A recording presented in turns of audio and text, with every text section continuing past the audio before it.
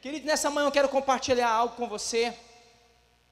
Nós vamos participar da ceia do Senhor daqui a pouco.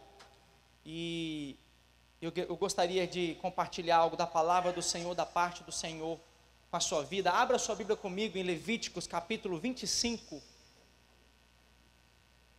Levítico capítulo 25.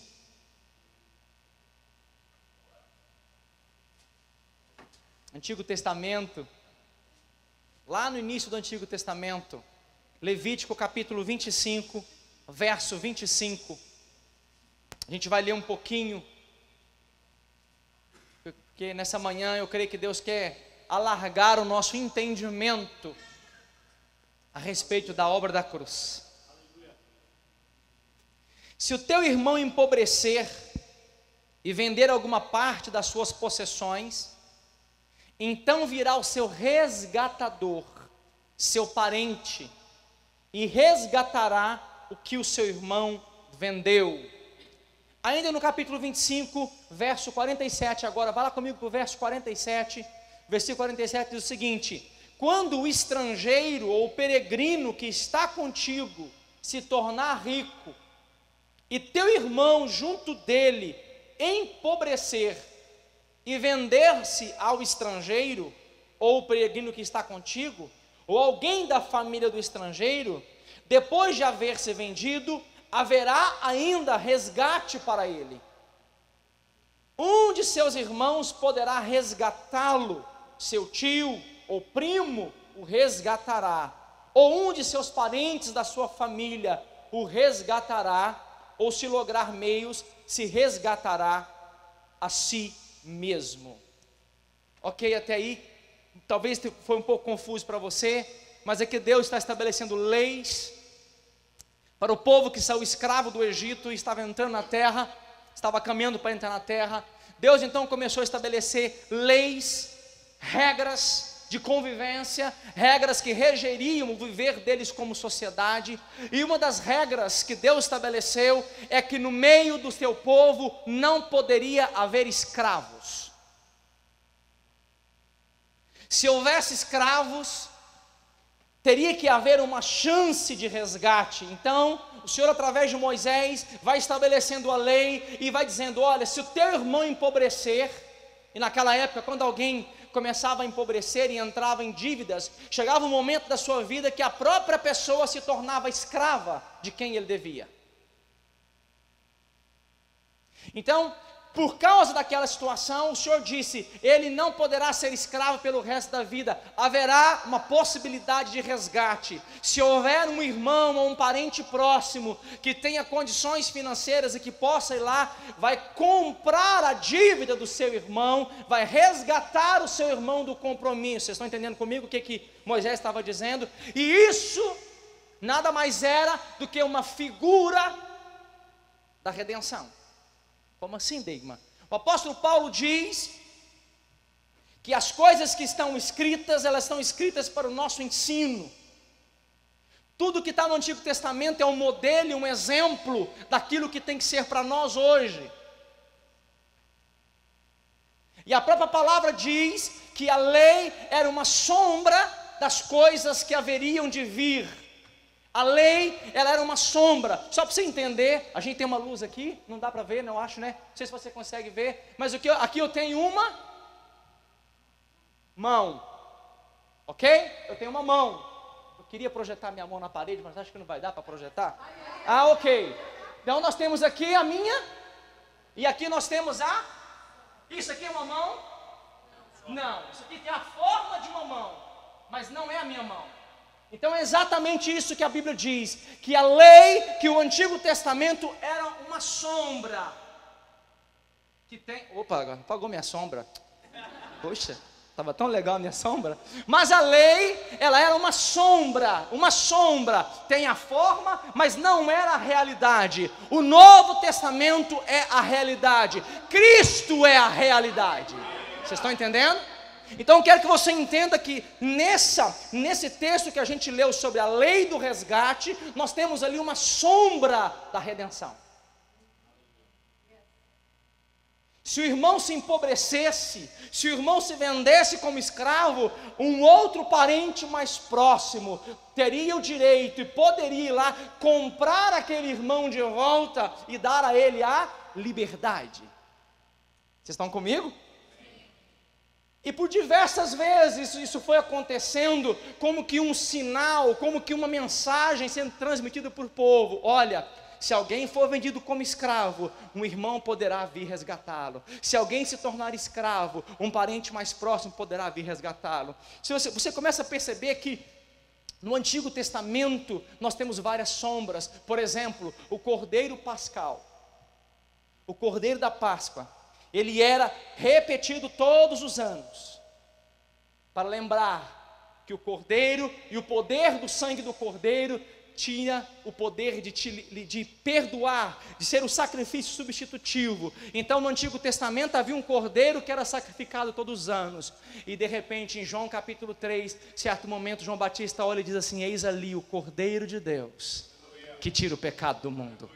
Vocês estão entendendo? O Antigo Testamento tinha uma sombra, tinha uma encenação. O Novo Testamento vem com a realidade. Eu preciso que você caminhe comigo nessa manhã. Talvez está sendo muita informação para você, mas eu preciso que você caminhe comigo nessa manhã, porque foi exatamente isso que Jesus Cristo fez por mim e por você. Cristo nos comprou de volta, através da sua morte na cruz. Abra comigo em Apocalipse capítulo 5.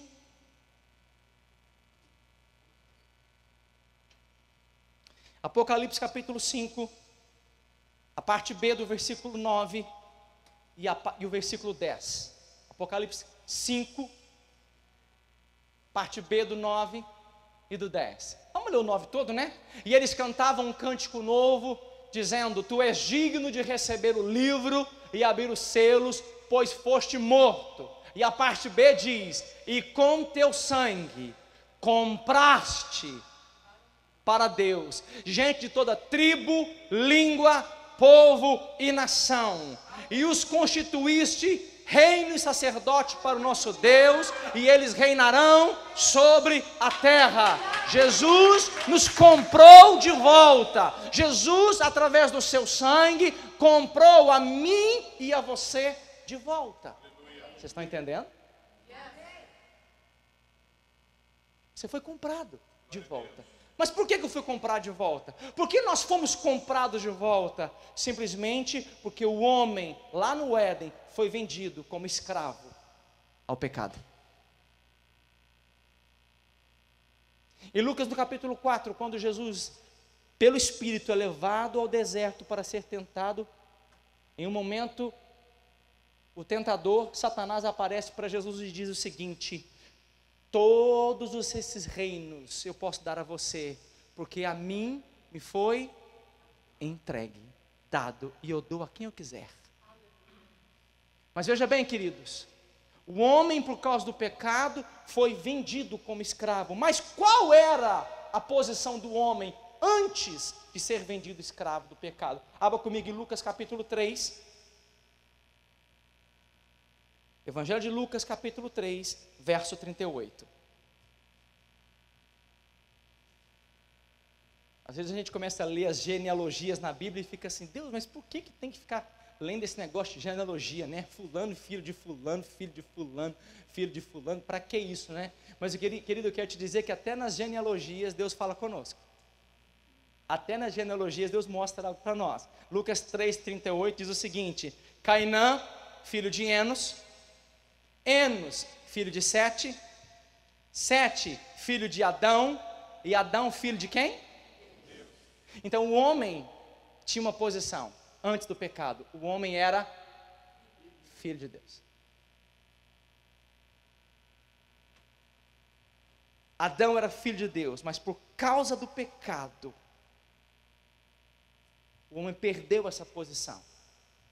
O pecado faz separação entre o homem e Deus. O pecado faz separação.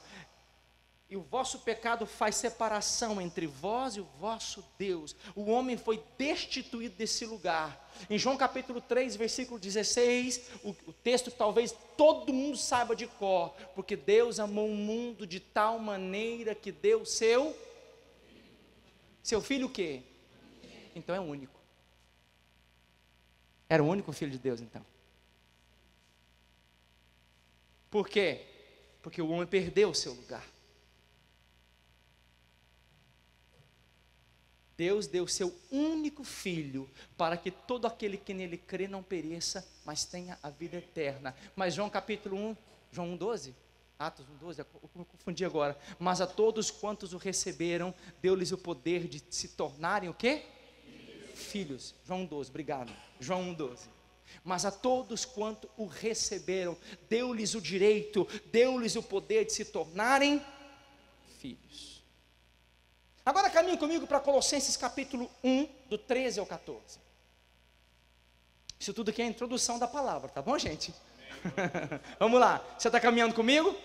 Você está conseguindo entender?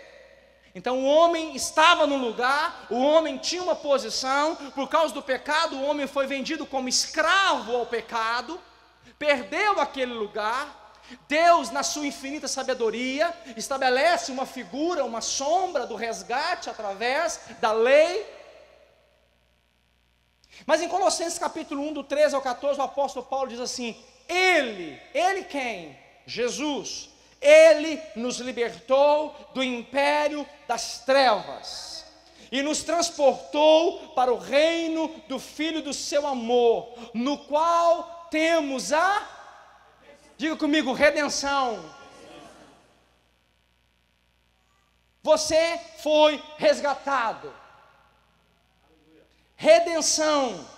Em Colossenses capítulo 2, do 14 ao 15, diz assim: que tendo Jesus cancelado o escrito de dívida, que era contra mim e contra você, que constava de ordenanças, o qual nos era prejudicial, removeu esse escrito inteiramente, encravando-o na cruz, e despojando os principados e potestades, publicamente os expôs ao desprezo, triunfando deles na cruz.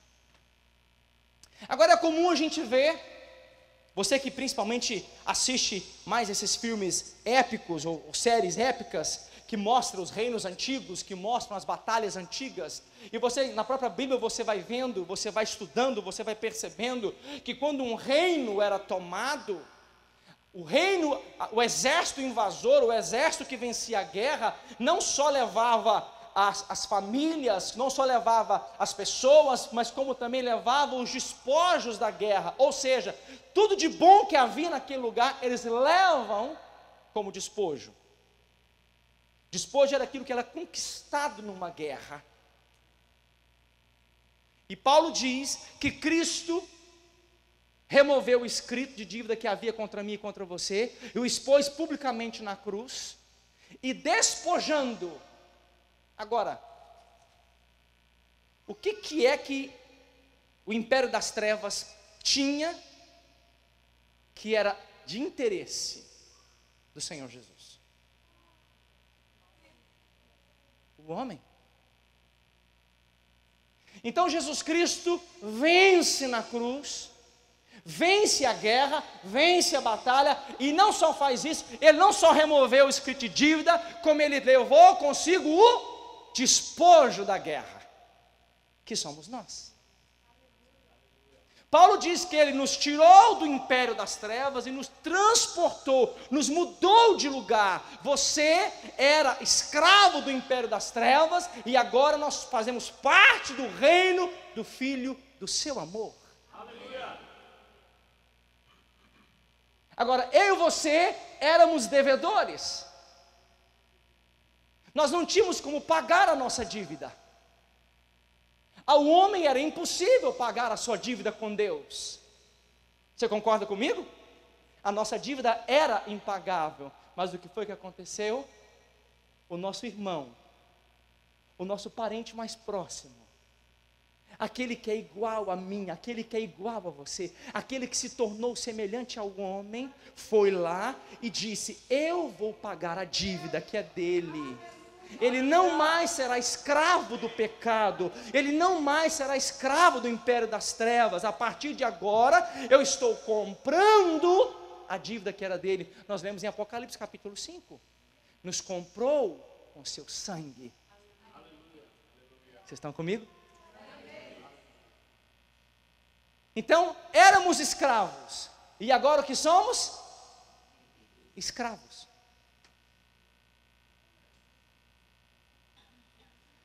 Você pensou que você estava livre? Você só mudou de dono. Você só mudou de dono. O apóstolo Paulo diz: foi para a liberdade que Cristo nos... Agora eu quero caminhar com você um pouquinho para uma outra figura do Antigo Testamento. Você vai abrir comigo a sua Bíblia, onde você quiser ir agora. Estou brincando, gente. Êxodo capítulo 21. Êxodo capítulo 21. Até aqui vocês entenderam, irmãos? Vocês entenderam isso? Olha só, não precisa abrir, eu vou ler para você. Se você consegue projetar para mim, 1 Pedro capítulo 18, capítulo 1, verso 18 e 19, enquanto você abre em Êxodo aí, olha esse texto. Olha esse texto de 1 Pedro, irmãos. Sabendo que não foi mediante coisas corruptíveis, como prata ou ouro, que foste resgatado do vosso fútil procedimento, que vossos pais vos legaram, mas pelo precioso sangue, como de cordeiro sem defeito, sem mancha, o sangue de Cristo. Você foi resgatado, eu fui resgatado. Para quê? Agora eu quero que você abra em Êxodo capítulo 21. Vocês estão prontos? Animados? Aleluia, gente. Essa palavra tem que deixar muito animado nessa manhã, meu querido. Aleluia. Êxodo capítulo 21. A partir do verso 1 diz o seguinte: são estes os estatutos que lhe proporás. Se comprares um escravo hebreu, 6 anos servirá, mas ao 7º sairá livre, de graça. Se entrou solteiro, sozinho sairá. Se era homem casado, com ele sairá sua mulher. Se o seu senhor lhe der mulher e ela der à luz filhos e filhas, a mulher e seus filhos serão de seu senhor, e ele sairá sozinho. Sozinho. Porém,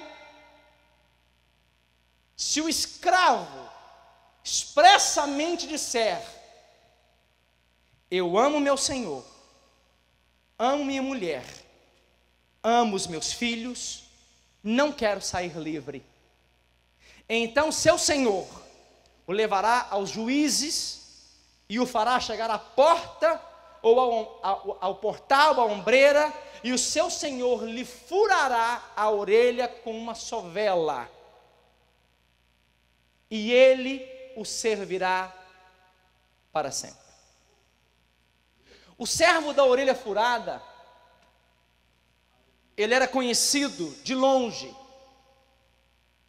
De longe, quando a pessoa via uma pessoa que tinha um furo na sua orelha, feito por uma sovela, aquela pessoa sabia, essa pessoa era escrava. Mas por decisão própria, por vontade própria, no dia em que ela tinha o direito à liberdade, ela chegou para o seu dono e disse: eu não quero ser livre, eu quero pertencer ao Senhor para sempre. Então o que eles faziam? Eles levavam aquele escravo na porta, pegavam uma sovela, colocava na orelha daquele escravo e fechava a porta na orelha daquele escravo e furava aquela orelha, e ali ficava. Eu imagino que devia ficar como o pessoal que vai usando alargadores na orelha hoje.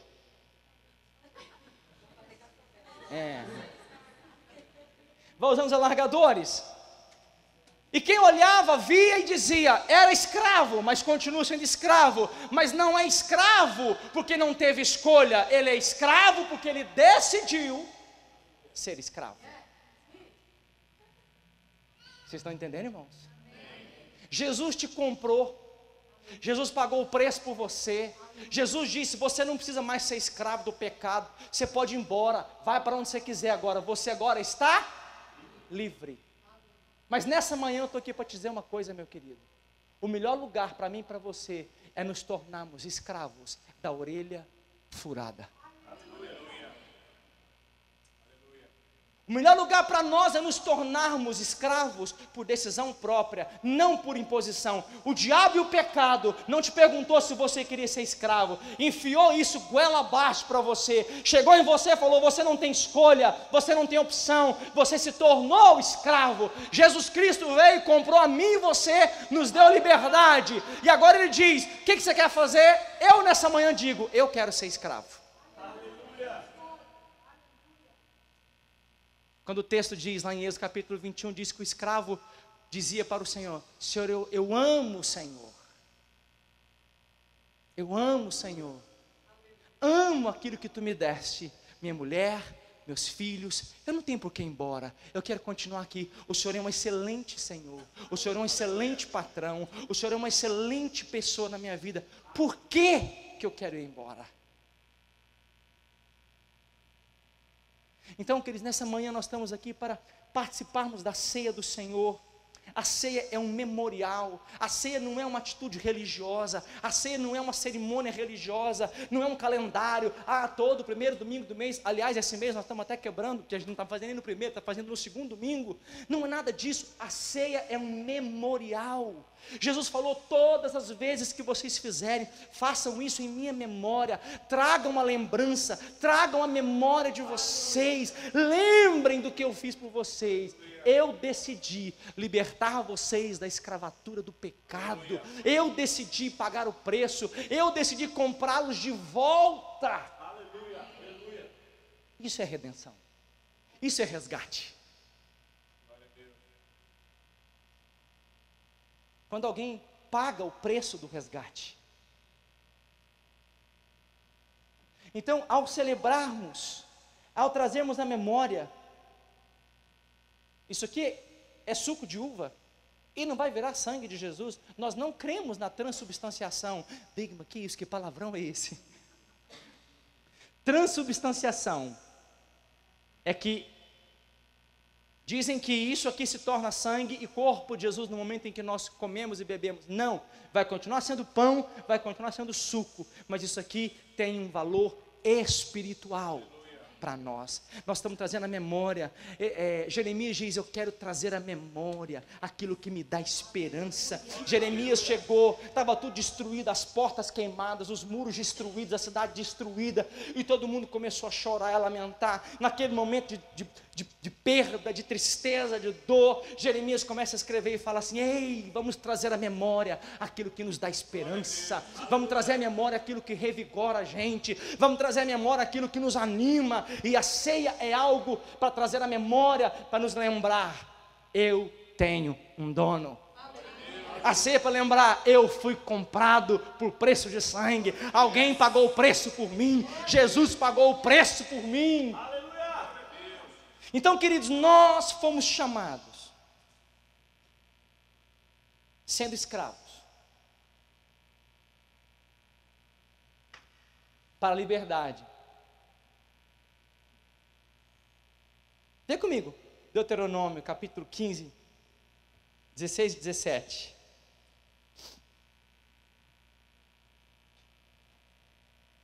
É o mesmo contexto, tá? É a mesma história, porém, vai só confirmar o que eu falei para você. Mas se ele te disser, não sairei de junto de ti, porquanto te ama, e a tua casa. Você ama o Senhor?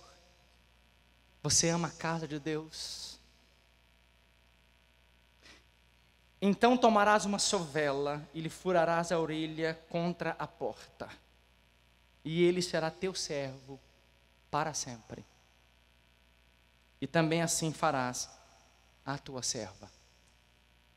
E eu quero terminar nessa manhã, para a gente participar da ceia, contar uma história que talvez todos já conheçam, eu não sei, mas conta essa história de dois jovens morávios que ficaram sabendo de uma ilha no leste da Índia, que haviam 3.000 escravos que pertenciam a um britânico ateu. Eles tentaram permissão para ir lá pregar o evangelho para esses 3.000 escravos, mas não conseguiram permissão. Então eles decidiram vender-se a si mesmos como escravo para aquele britânico ateu. Eles decidiram vender-se a si mesmos, e com o dinheiro que eles receberam pela venda, eles compraram a sua própria passagem. Então eles foram no dia da partida, com as suas famílias, seus amigos, estavam reunidos no porto, sabendo que após aquela partida, nunca mais eles seriam vistos novamente por aquelas pessoas. E eles foram perguntados pela razão da qual, o que levou eles a tomar aquela decisão tão extrema, e eles permaneceram calados. No entanto, quando o barco estava se afastando, os dois rapazes gritaram que através das nossas vidas, o cordeiro que foi imolado receba a recompensa pelo seu sacrifício. Ninguém obrigou aqueles dois jovens a se venderem a si mesmo e ir embora para aquela ilha ao leste da Índia pregar o evangelho para eles. Mas eles, por vontade própria, por decisão própria, optaram e disseram: nós vamos, para que o cordeiro receba a recompensa do seu sofrimento. Jesus não pede para mim e para você, para a gente nos vender como escravo e ir embora talvez para alguns possa até pedir, né? Mas ir embora para países distantes, para terras distantes, para lugares pobres. Não é nada disso. Não estou aqui pregando isso nessa manhã. Não estou falando para você vender suas coisas e ir embora. Não estou falando para você abandonar tudo, nada disso. O que eu estou tentando ministrar para você nessa manhã é que nós temos a opção de nos tornarmos escravos por amor a Ele, servos por amor a Ele, e tomarmos a decisão de espiritualmente dizer para Jesus: Jesus, está aqui a minha orelha, pode furar, eu vou ser escravo para sempre. Eu tenho o direito de ir embora, mas eu não quero ir embora, eu quero ficar aqui, eu quero ficar com o Senhor. Certa vez Jesus, um discurso tão difícil, tão duro, pregando para as multidões, um a um começou a ir embora. Foi embora, foi embora. Jesus vira para os seus discípulos mais próximos, dá uma olhada para eles e fala: vocês não querem ir embora também não? Vai embora, pode ir embora. Está difícil, está pesado? Vai embora. Então, um deles olha para Jesus e diz assim: mestre, para onde iremos nós? Se só tu tens as palavras de vida eterna. E nessa manhã, querido, nós estamos aqui para juntos nos lembrarmos.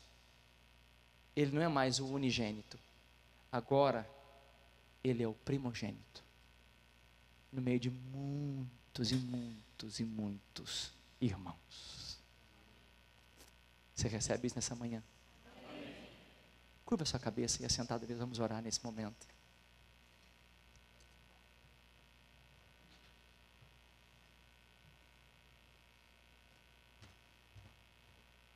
Ele morreu,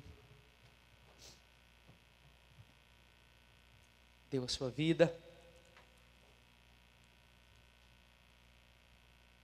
em resgate de muitos.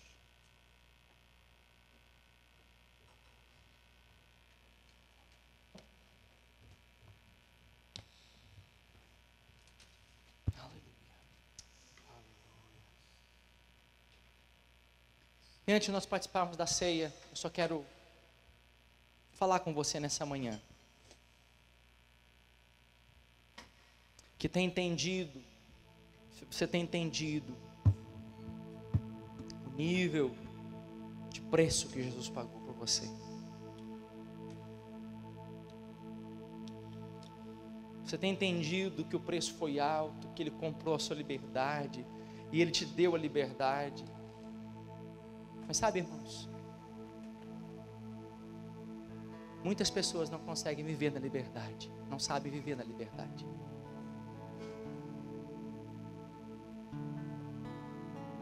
Jesus nunca vai obrigar você a servi-lo, e muito menos a amá-lo. Você não vê Jesus em nenhum momento na Bíblia desesperado, chorando, arrancando os cabelos da cabeça porque alguém decidiu não segui-lo.